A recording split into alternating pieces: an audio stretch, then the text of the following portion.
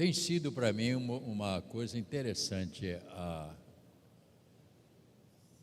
me dedicar à leitura sobre a vida de Elias. E é uma coisa fantástica. Quanto mais você ler, mais você começa a abrir a mente. Porque eu tenho falado que nosso objetivo aqui não é só a história, mas é pregar uma mensagem baseada na vida de Elias, aquilo que o Senhor fez com ele. Mas para mim está sendo uma coisa tão boa, tão agradável, porque isso está me levando a entender muitas coisas na Bíblia. Porque se você não estudar, você não aprende. Você tem que estudar, você tem que ir buscando cada dia mais compreender a Bíblia. Quando nós lemos este salmo, que você leu no início, e eu quero voltar um pouquinho mais, próximo sábado nós teremos a consagração. Nós fazemos esta consagração não é por causa do chocolate, e nem por causa do pão com mortadela ou qualquer coisa. É para manter esta igreja em comunhão, porque ali as pessoas conversam, batem um papo, né? Chega ali, uns trazem pastel, outros trazem empada, outros trazem bolo, outros não trazem nada, entra com a boca.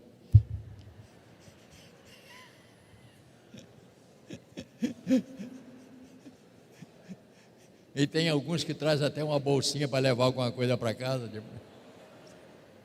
Isso é normal, né? É normal. E nós compramos chocolate mesmo, que aquele chocolate é forte. Mas é um momento muito legal a gente ficar ali reunido, né? Então, próximo sábado. Agora eu queria te convidar para domingo. Eu gostaria que domingo você viesse para a Santa Ceia. Chegue o mais cedo que você puder. Chegue, vamos sentar, vamos nos acomodar. Precisamos, irmão, desta comunhão. A Santa Ceia é o que nos mantém vivos. A Santa Ceia é que nos mantém alerta.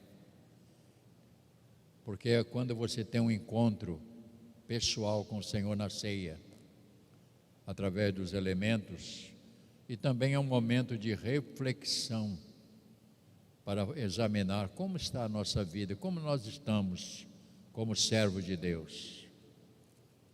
Então eu creio que vale a pena. Então eu queria te convidar para o próximo domingo. Chegue o mais cedo que você puder, não chegue em cima da hora, com todo o carinho com você, mesmo que o ônibus lá só tenha um que passa uma vez por dia, pega o primeiro e venha mais cedo que puder, tá bom? Primeiro livro dos Reis tem sido a nossa leitura. E por que sempre voltamos? Porque é assim que funciona, você tem que memorizar tudo isso aqui para poder você seguir. E hoje é a nossa segunda mensagem sobre o assunto. Tivemos a introdução, a primeira, agora vamos falar um pouquinho mais sobre este aspecto. Vamos mudar de posição, por gentileza.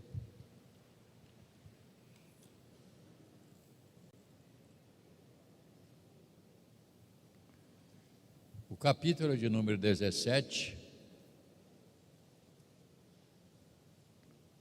a partir do verso de número 2,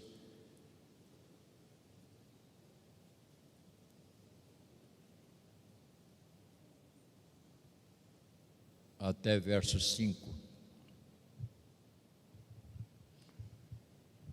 Veio-lhes a palavra do Senhor dizendo a Elias: retira-te daqui e vai para o lado do oriental e esconde junto à torrente de Querite, fronteira do Jordão. Beberás da torrente, e ordenei aos corvos que ali te sustentem. Foi, pois, e fez segundo a palavra do Senhor, retirou-se e habitou junto à torrente do Querite, que era fronteira ao Jordão.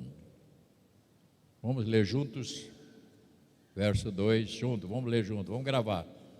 veio-lhes a palavra do Senhor a Elias, dizendo: retira-te daqui, vai para o lado do Oriente, esconde junto à corrente de Querite, fronteira do Jordão.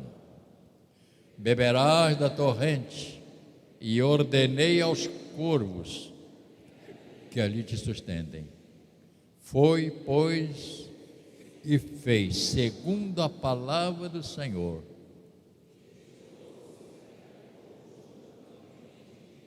Fronteira do Jordão. Nosso Deus e Pai, ajuda-me com a tua graça, que eu possa transmitir, Senhor, aquilo que o Senhor tem falado comigo, que eu possa ser um canal de bênção nesta manhã para cada um que entrou aqui neste ambiente e aqueles que estão em casa também, Senhor. Sabemos, ó Pai, que é um assunto para nós meditarmos. Não é um prato feito, não, Pai. É para meditação. É para nós começarmos a olhar um contexto maior da nossa própria vida esta manhã. Abençoa cada um dos teus filhos que carinhosamente vieram aqui esta manhã para te ouvir.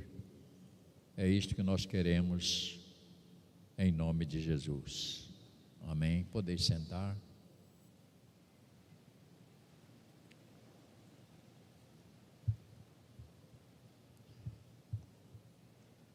Campo de treinamento. O Senhor agora tira Elias e leva para o treinamento, que é o assunto deste momento. Agora Deus tira Elias do palácio e leva para o treinamento. Para quê? Para dar a formação de profeta. Ele iria aprender a andar com Deus ouvindo. Deus iria afinar o ouvido de Elias para ele aprender a ouvir. Quando nós lemos a palavra de Deus, nós devemos ter os nossos ouvidos atentos, porque é quando Deus fala a cada um de nós através da palavra.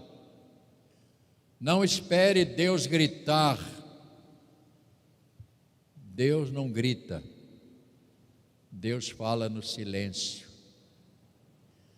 E só pode ouvir a voz de Deus aqueles que abrem os seus ouvidos, que é o entendimento, a sua capacidade de entender e estar atento ao que Ele vai desenvolver dentro de nós.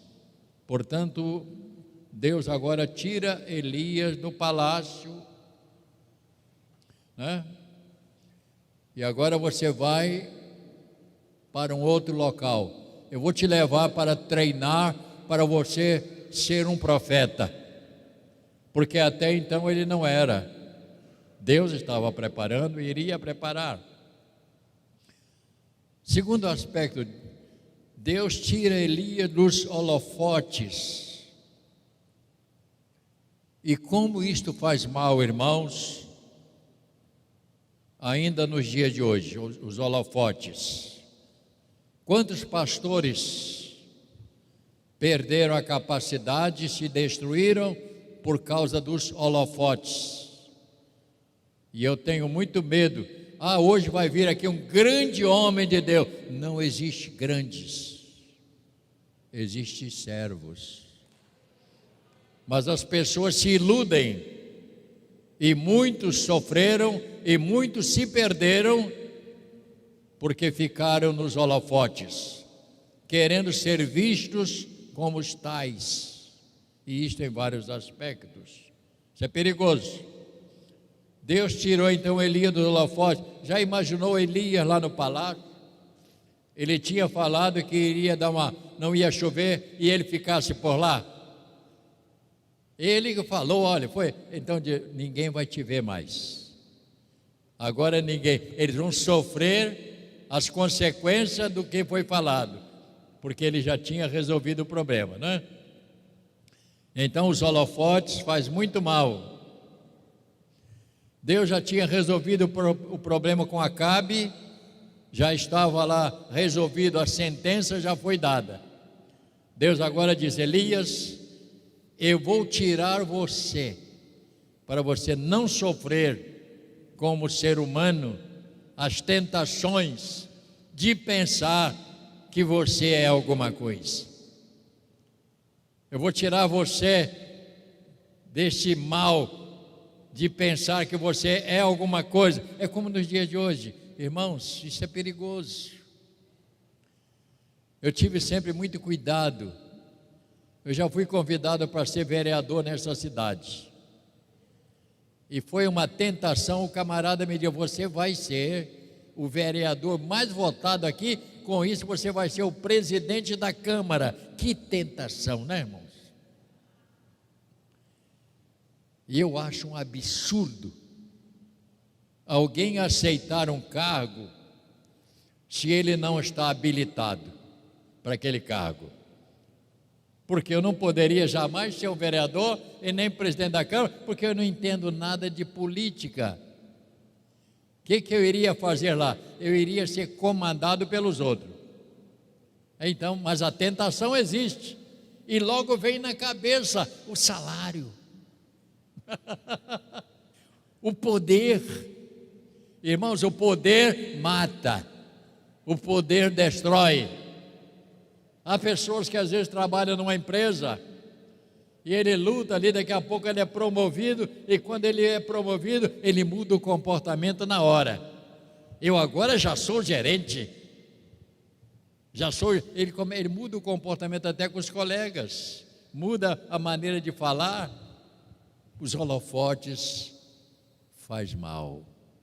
Os holofotes bota você às claras e todo mundo te vê. Isso é perigoso. Nunca aceite isso na sua vida. Portanto, Deus tira Elias dos holofotes, e eu estou dizendo como isso fez mal.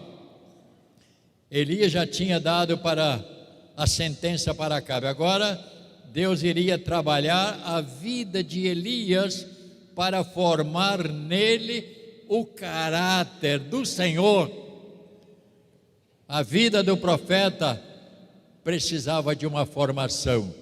Daí nós entendemos mais agora o que diz o Salmo de número 1. Por favor, pode abrir. Hoje eu entendo melhor. Quando eu começo a ler essas coisas, eu vejo a razão destes salmos. Ele tira Elias do contato com pessoas. Ele tira Elias do meio dos movimentos. Eu vou te levar para um lugar onde você vai ficar isolado. O que diz o Salmo 1? Olha para você entender. Bem-aventurado é o homem que não anda no conselho dos ímpios, não se detém no caminho dos pecadores, nem se assenta na roda dos escarnecedores. Olha o perigo. Aqui está o mal na vida do cristão. Se um cristão que quer servir a Deus entrar por este ambiente aqui, ele vai ser derrotado imediatamente. É ele começar a ouvir conselho de pessoas ímpias. Então Deus disse para Elias: Elias, eu vou te tirar desta tentação, que é as pessoas te olharem e ficar vendo em você um grande vulto. Você não é um grande vulto. O que você será, será o que eu vou fazer de você.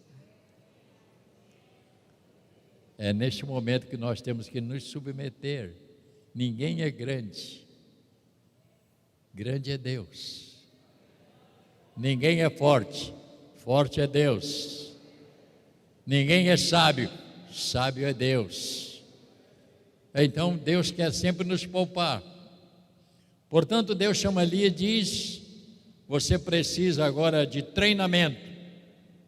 E isto é muito importante.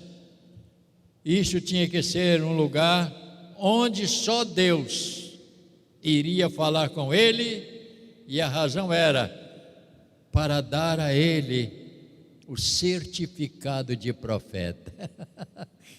Elias, você mandou, disse que não vai chover, tudo bem, mas você está pensando que você já é profeta? Não, agora você vai começar a aprender o que é ser um profeta.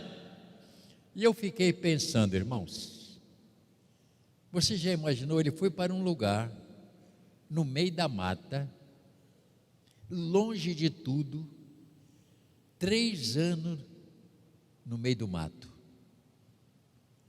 comendo o que Deus mandava, bebendo água do riacho, não tinha ninguém para conversar. A pergunta é: você aguentaria isto? Você iria resistir? Ficar isolado? 3 anos foi o tempo que ele ficou, isolado, comendo. E na próxima semana, não na outra semana, o que fazer quando o riacho seca? Porque o riacho vai secar. O que fazer quando o riacho seca? Esse é outro problema que nós vamos falar mais tarde, não, domingo que vem não. Portanto, ele diz: eu quero te fazer eu quero te dar o certificado de profeta. Mas certificado de profeta não é de qualquer maneira. Você vai passar por um teste. Você vai aprender a me ouvir. Você não sabe quem eu sou, Elias. Elias, você não tem a mínima ideia de quem eu sou. Você vai me conhecer agora, longe da sociedade, longe de tudo, isolado, no meio do mato, e só eu vou falar com você e não vou gritar. Eu vou chegar no seu ouvido e te alimentar, para você não desistir, para você não abrir mão daquilo que eu tenho para fazer com a sua vida. Quantas pessoas às vezes vêm para a igreja, mas ela não suporta ficar na igreja, e alguns começam a reclamar: essa igreja aqui, ela tem procurado treinar cada pessoa para ser crente, para ser pessoa de Deus. Nós não oferecemos aqui o PF, prato feito. Venha para aqui que você vai ter isso, vai fazer aquilo. Aqui não tem esse negócio. Prato feito não é aqui com a gente. Aqui nós estamos ensinando a você a cozinhar. Estamos ensinando a você a aprender a botar a panela no fogo. Gastar a sua vida estudando, aprendendo. Questionário, né, Robson? Vamos fazer um exercício. Você veja, ontem o jovem falou: pega um pedaço de papel, divida no meio. Uns pegaram e rasgaram o papel. Outros pegaram a caneta, dividiram. Veja a reação, né? Os que rasgaram, puxa, não podia ter rasgado, é só riscar, né? Ou dobrar o papel. Cada um tem uma reação. Tem pessoas que você está estudando, mas o nosso objetivo aqui é você fazer uma prova, essa prova simples, né? Um questionário, e passa todo mundo. Ninguém fica reprovado, todo mundo passa, mas tem aqueles que saem com uma habilitação maior. Por quê? Porque eles se dedicaram mais ao estudo, a ler, a pesquisar e a ter um compromisso mais profundo. Isso quer dizer que a nossa vida, irmão cristã, ela passa por várias etapas para sermos formados Isto é uma jornada que nós vamos viver até o final. Até o final da nossa vida, você vai ficar aqui aprendendo. Não existe férias para cristão. Não existe, eu vou dar um tempo na minha vida de igreja. Não existe. Se fizer, você é um candidato a morrer espiritualmente, porque não é assim que funciona. Portanto, vamos passar por várias etapas para sermos formados. Isto é uma jornada longa. Até o final da nossa vida, nós vamos ser formados. Campo de treinamento é para moldar o nosso ser. Gosta dessa palavra moldar? Você tem que ser moldado para ser igual. Então o campo de treinamento de Elias foi: Elias, eu vou te moldar.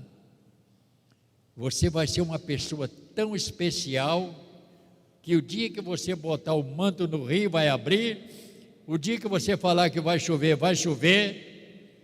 porque eu vou fazer de você uma pessoa bem parecida comigo. Quantos querem ser parecida com Jesus? Está disposto? Tem pessoas que eu queria ser igual a Jesus. Tem certeza? Você está preparado para passar o que Jesus passou? Enfrentar as lutas que ele enfrentou? Passar pelas decepções que ele sofreu? Portanto, o campo de treinamento é para moldar o nosso ser. É como no exército. Aqui nós temos muitos militares, né? Eu quero ir para militar. Eu tive conversando com uma pessoa que diz o seguinte: para você ser um policial federal, você passa por um treinamento tão forte, que tem pessoas que desistem. Ele quer ser policial federal, mas ele não aguenta a prova, porque a prova é tão dura, não é escrita não, é prova de vida, sacrifício, fazer coisas que você não vai aguentar a fazer. Você tem que fazer até o final aquilo, senão você não passa. É assim que funciona.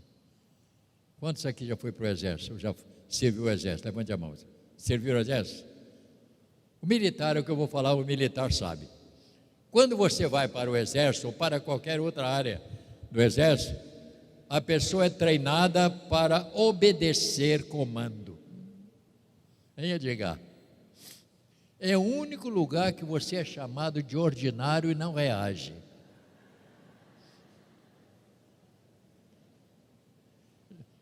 Jonatas aqui, já te chamaram de ordinário, já? Ordinário, marcha. E ele não pergunta para quê, pé na frente, não é assim? É o único lugar. Então o exército é para te ensinar a obedecer, é te moldar, tirar a sua vontade. Você tem que se submeter para ser uma pessoa militar. É treinado para obedecer o comando, obedecer, ser obediente. É dito: você agora não tem vontade própria.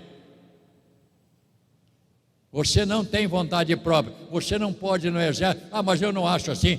Eu penso que não é bem assim. Lá você não manda. Lá você é mandado.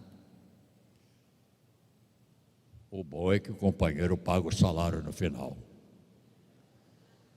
Mas isso é outra coisa. Você aprende. Você tem que aprender o comando, obedecer. Não temos vontade própria. Ele diz assim: você agora tem um novo dono da sua vida. Isto fala de formação. Então a pessoa é formada. Eu poderia falar de outras coisas. Na época que eu servi o exército, tinha lá uma turma que é filhinho de mamãe. Sabe filhinho de mamãe? Eu acho que tem até algum aqui. Com 27, 28 anos. A mamãe, vem comer, meu filhinho. Eu espero que você não tenha esse bebê na sua casa. E se tiver, você vai dar umas palmadas e botar para fora de casa agora. Coitadinho do meu filho. Cara, com 28 anos, a mamãe. Coitadinho do meu filhinho. Ô filhinho, já tomou seu cafezinho hoje? Já bebeu seu todinho, meu filhinho?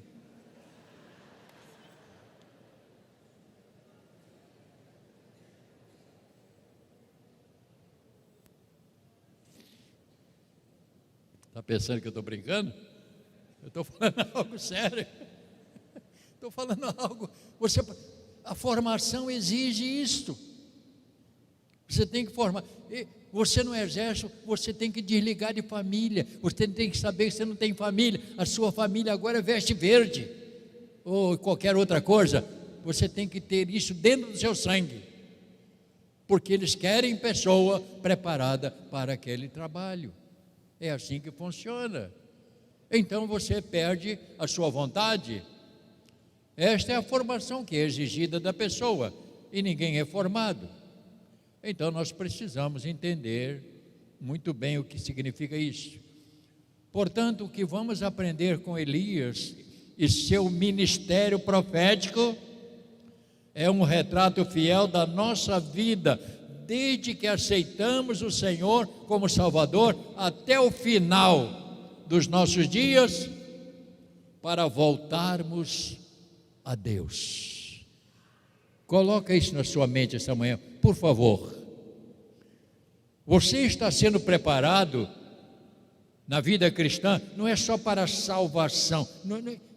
Eu já estou salvo, graças a Deus. Não é isso, não. Pense diferente esta manhã. Pense diferente. Nós estamos sendo preparados e vamos ser preparados até o último dia da nossa vida, porque o nosso futuro é voltarmos a Deus. E lá não volta se não estiver preparado. Não volta se não for treinado, se não aprendeu o comando da palavra de Deus.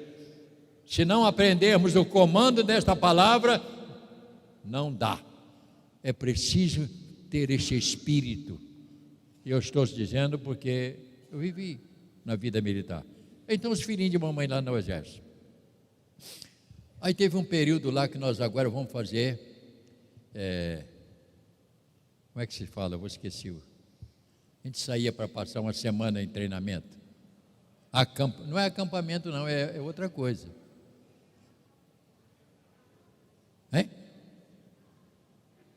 Manobra.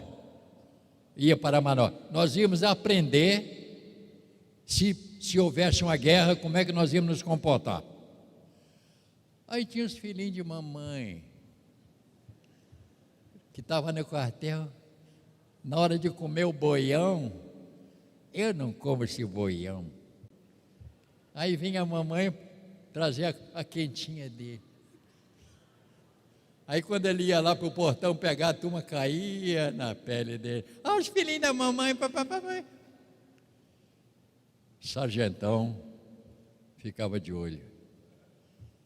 Aí quando nós íamos lá para essa batalha, esses filhinhos da mamãe comiam até pão mofado. Porque a fome batia de uma maneira, não tinha mamãe para trazer a mamadeira. O que tivesse, eu comia. Ainda ficava brigando. Voltava de lá tão afinado que agora ia até esquecer da mamãe. Por quê? Porque nós éramos treinados. Eu tenho uma decepção muito grande do exército. Porque eu no exército, eu era atirador. Eu sou bom nesse negócio de metralhadora. Não, é verdade, eu aprendi. Eu aprendi a lidar com todas as armas, desmontar, eu faço aquilo bem, eu sou bom. Eu era bom no gatilho. Mas a minha decepção, você andar às vezes 1 quilômetro arrastando pelo chão. todo sujo, com a cara arranhada. A minha decepção é que eu nunca consegui dar um tiro na guerra. Porque eu só tinha o inimigo na minha mente. Porque é assim, Edgar, é formado na sua mente. Eles formam você de uma maneira que você está sempre em guerra. Mas nunca aconteceu e acabei dando baixa do exército sem dar um tiro. Só dava tiro lá no meio do mato lá. Segurava o gaquinho. Eu era bom nesse negócio. Ainda sou.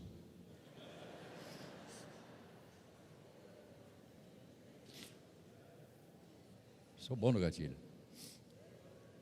Muito bom, por sinal. Estou falando, repetindo bem para você. Olha, fica de olho aberto, hein, meu filho. Capítulo 12 de Gênesis.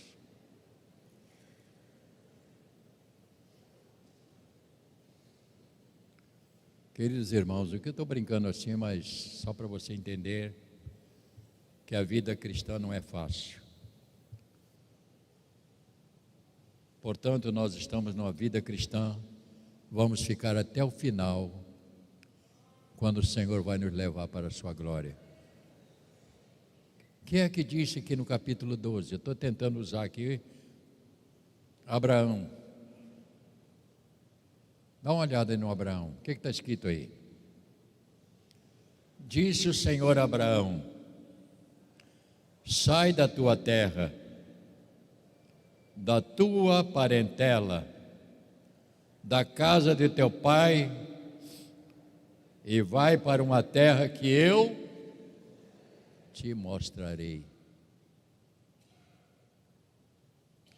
De ti farei uma grande nação, te abençoarei, te engrandecerei o nome, se tu uma bênção.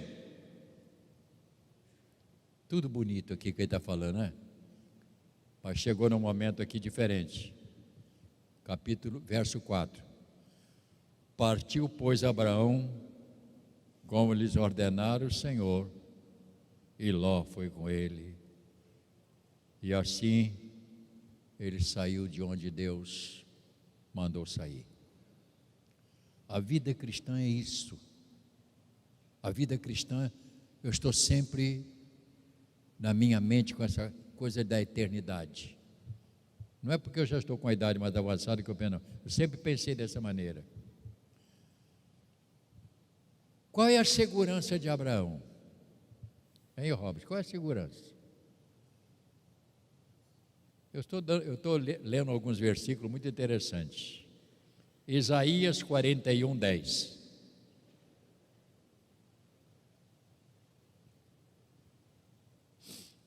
O que nós queremos aprender aqui são lições para a nossa vida. Isaías 41, verso 10. O que a palavra do Senhor diz para aqueles que seguem? 41, 10. O que está escrito aí na sua Bíblia? Não temas, porque eu sou contigo. Não te assombras, porque eu sou o seu Deus. Eu te fortaleço, te ajudo e te sustento com a minha destra fiel. Irmãos queridos, nós estamos nas mãos do nosso Criador. Você não está na mão de bispo, nem de pastor, nem de governo. A nossa vida está nas mãos daquele que nos fez. E é Ele que tem cuidado de nós. É Ele que cuida. Elias, não se preocupe com a comida. Não precisa nem de fogareiro. Eu vou mandar tudo pronto para você lá. E quando você fala corvo, você pensa em urubu, né? Não é urubu, não. Corvo é um pássaro. E o que Deus fazia? Preparava e Ele levava Ô vida boa! Água fresca, hein, Samuel? Na hora de beber água, nem precisava de copo. Baixava, bebia água. Não sei se ele tomava banho, deve tomar algum banho no meio. Na hora da janta, ele olhava para o relógio. Não sei se tinha relógio. É o mensageiro. Como é que se usa aquele pessoal que entrega na bicicleta? Como é?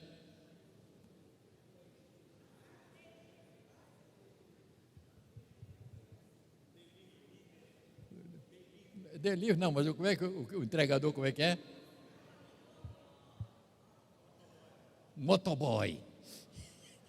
O motoboy de Elias chegava voando.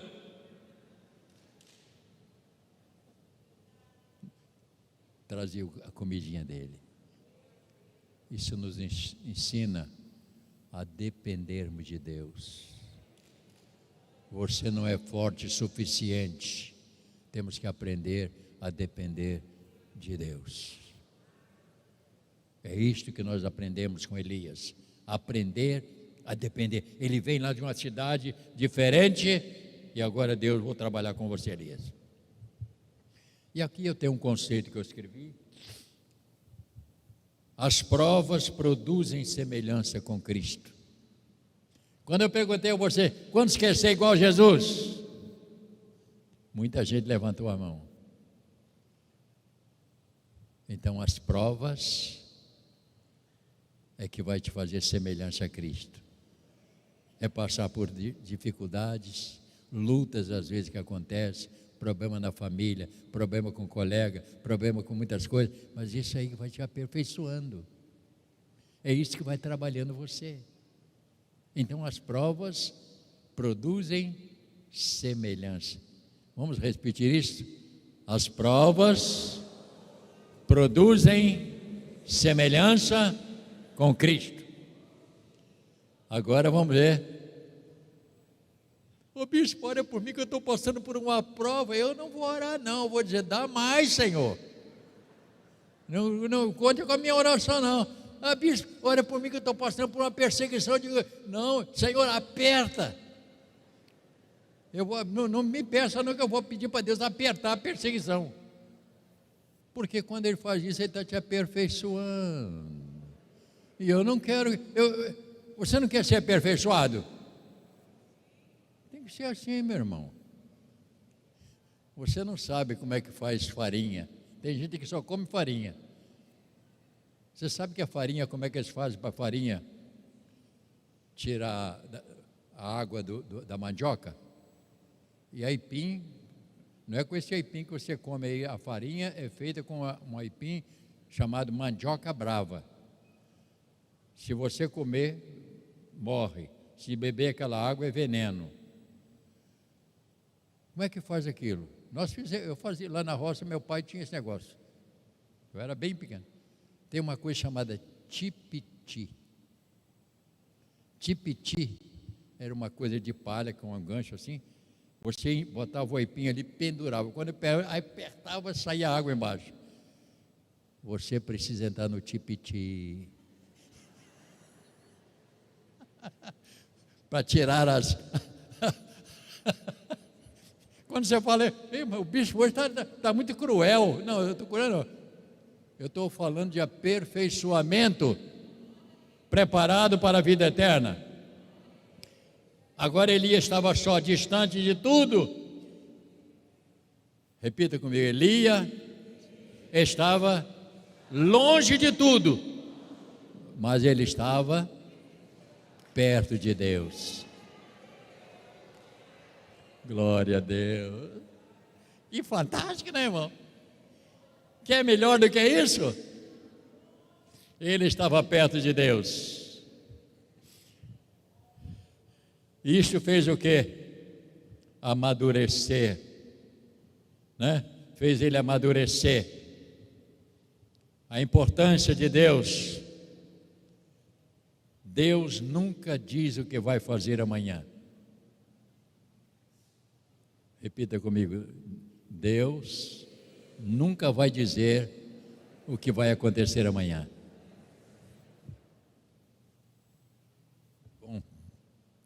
Quantos aqui gostaria de saber o dia que você vai morrer? Levante a mão. Só tem uma pessoa lá.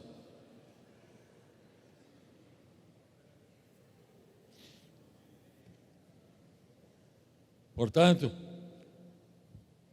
Deus não fala o que vai fazer amanhã. Isso amadurece a nossa fé. É a nossa dependência. Elias foi para o Querite, não como um homem derrotado, mas ele foi com mais profundidade para conhecer melhor quem era o seu Deus. Eu vou terminar. Repita comigo: provas não matam, mas tiram o que é impuro. É a maneira de ser aperfeiçoado. Quantos irmãos falam comigo assim: ô bispo, estou sendo provado? De graças a Deus. Aí a pessoa quase me mata. O bispo veio de orar por mim, ainda disse que graças a Deus. Lógico, por se Deus está te aperfeiçoando. Você não quer ser perfeito? Passa por lutas, passa por provações. Provas não matam, mas tira a impureza para destruir, para purificar. Portanto, o alvo de Deus, dentro desse texto, qual é o alvo de Deus? Por que é que Deus fez isso com Elias? Qual é a razão? O que Deus estava querendo? Deus estava querendo matar Elias? Não. Deus queria fazer o quê? O que vai acontecer no capítulo 18. Está na Bíblia aí, capítulo 18, 1 Reis. Capítulo 18, verso de número 21, que será tema de uma outra pregação. E depois você vai ver também aqui Elias como grande profeta que em dado momento desanimou. Ser humano. Capítulo 18, verso 21. O